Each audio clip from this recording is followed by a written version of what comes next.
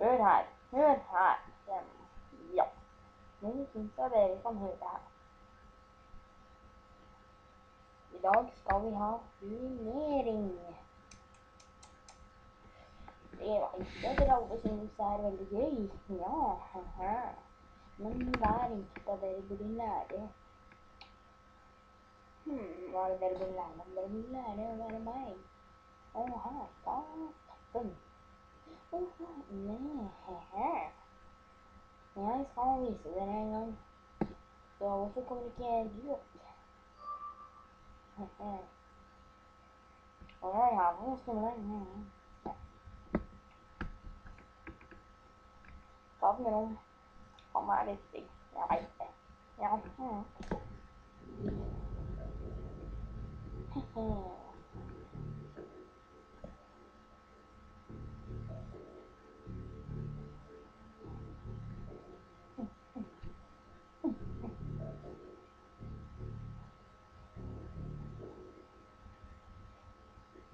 Jeg er stygg. Haha.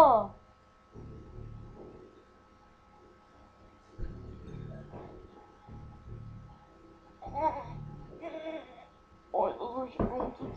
Det tog alt. Ikke noe å tenke på. Kanskje det var veldig gøy.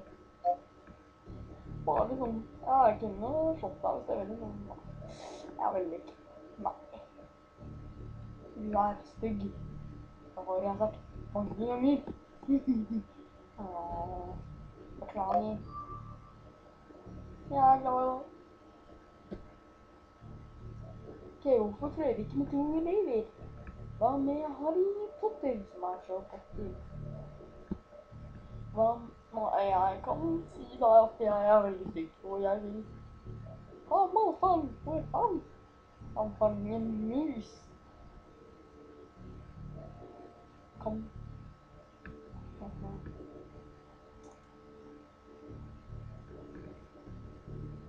Hvor står smart og dreper dem?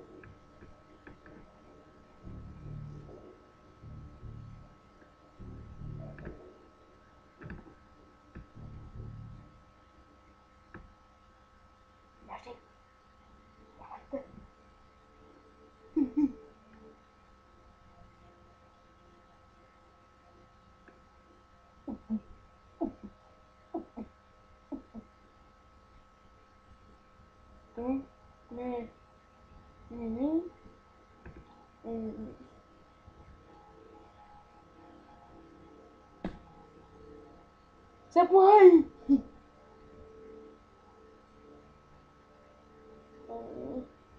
Nå må jeg prøve. Jeg så ikke. Du er stygg!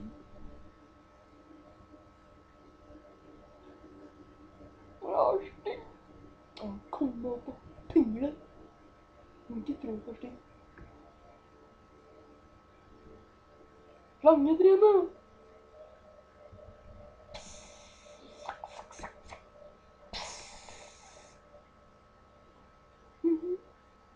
Å, jeg er fotballstygg.